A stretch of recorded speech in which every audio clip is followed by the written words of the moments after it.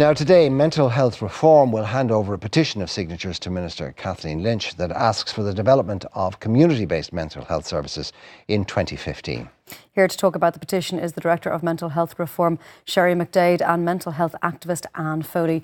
You're both very welcome here this morning, guys. We appreciate your time. Anne, is it okay if I come to you first? Yeah. Because you've literally been at the coalface. You were referred to Wexford, I think 16 years ago, was it? Can you explain to me what led you to being referred to Wexford back then? How you were feeling in yourself? 16 years ago, my marriage broke up in February and my mum died in April, which was 6 weeks later. Wow, okay. And I had 4 young children, all under the age of 16. 2 were teenagers and 2 were younger. So I was dealing with that, dealing with the breakup of my marriage and all that went on in it, and then dealing with the death of my mum, who was my best friend. Oh. So naturally, I lost it one day, and with my young son... When you say you lost it, what happened? My young son attacked his younger brother. He literally, what he did was shove his face into the floor. So I lost it completely and did the same thing to him. Now, I've never raised my hands to my kids before that. And I knew I wasn't well, and as it happened, I had a home help, and she had to report it. But she had gone to report it to the social worker, and I arrived 10 minutes later to the social worker to ask for help. And I got it. I ended up 2 weeks later being admitted to our local psychiatric hospital in St. Senans. And it was one of the old institutions. So it was... Not a welcoming place? No. The staff were wonderful, but the place itself was daunting. And it was my first experience. And I ended up in there for 3 months. Had you ever manifested any emotional or mental health issues prior to that? Yeah, about 3 years previous, during another bad patch in my marriage, I took an overdose and I ended up there for 2 weeks. But this time I was there for the long haul. I was there for 3 months. And my life changed because my psychiatrist, who decided to play God, informed my ex-husband and my social worker that because I'd had a breakdown, I was no longer fit to look after my 4 children. Not only that, he advised me to give the house that was mine to my husband so he could rear my 4 kids. So in the space of 6 months, I had lost my marriage. I had lost my mum. I had lost my home. And I lost my 4 kids. And I retreated into myself. And the more symptoms I developed, and I kept developing them, the more medication they gave me. So for 10 years, my family effectively called me the zombie because I was there, but I wasn't there. You know, my kids, I was there 24/7 looking after my kids, even though I wasn't supposed to be, but I was because my ex-husband was out working. And I was there looking after my 4 children, and they could come in cut or bleeding, and I'd be there and I'd see it and I'd react, but I had no emotions. I was completely dead inside.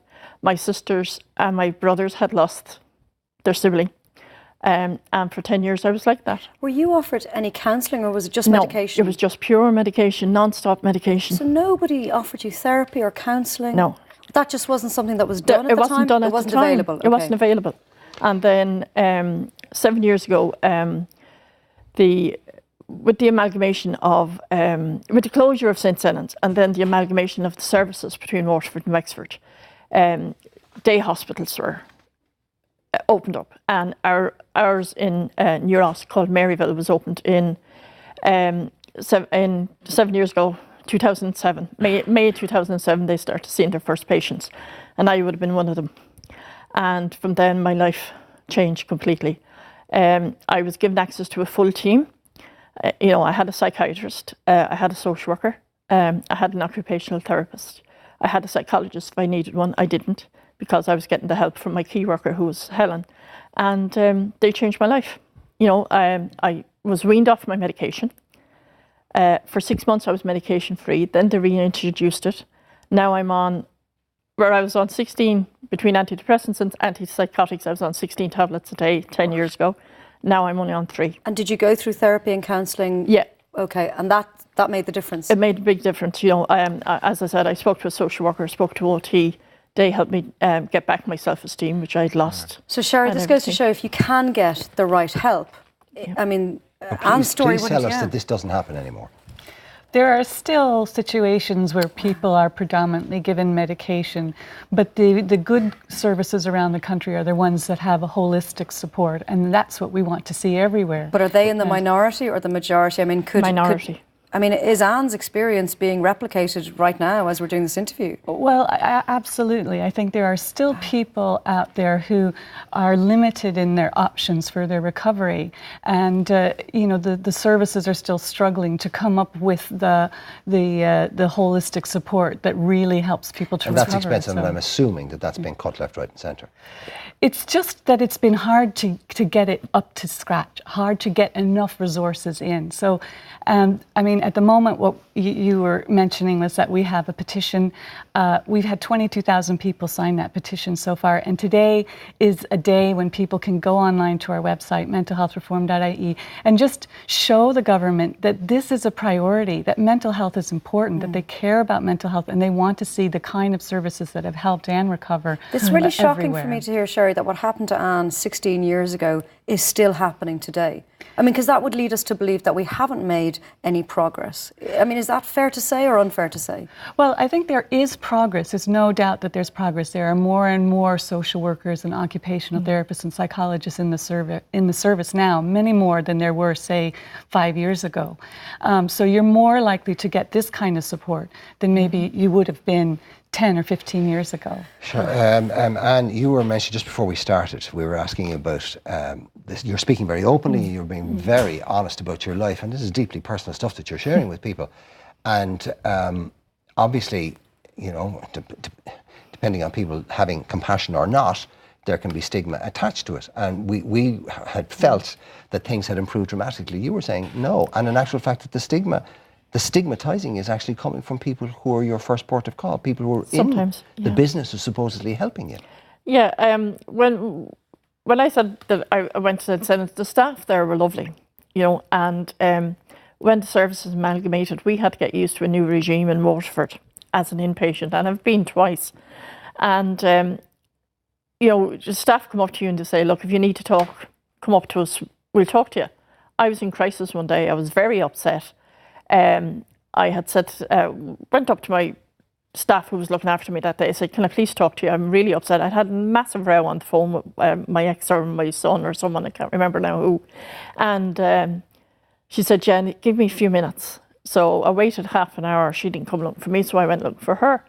And she said, Anne, what's wrong? And I said, well, given the fact that the tears are streaming down my face and the fact that I'm so upset, maybe I really want to talk about what's just happened. And she said, well, I'm busy. And that was it, And the stigma we face as a person who suffers from mental ill health, the stigma we face, first of all, is from ourselves, that people don't want to hear us or don't want to listen to us. The second, we can face it from some of the staff. The government came in with a policy, a vision for change 10 years ago now, and in 2006. They expected staff to abide by it and for these teams to be developed. But now, they cut us 15 million last year in funds. Shari, we don't want to paint a negative picture because we want to say to people at home, there is help. Reach out, look for that help. It might be difficult to get it, but you'll get it eventually. Yeah. What should people's first port of call be? I mean, is there a website, is there a phone number you would direct them to if they're in a crisis situation? Well, certainly we're lucky in Ireland that we do have a single crisis number that people can ring. It's supported mainly by the Samaritans, which is 116 123. If it's during office hours and people can get to their GP, the GP here in Ireland is the first person to talk to help you to get support for your mental health. And they can refer you to mental health services. And as Anne is saying, there are good services out there that she has had in her experience. And it's really about telling people this is what to look for and keep an eye out when you're seeking support. That's and in the meantime, people can go to your website, Mental Health Reform, and sign that petition because it affects all of us. So everyone get on now. Now we're going to take a break. Plenty more to come on Ireland Day. I'm seeing a few.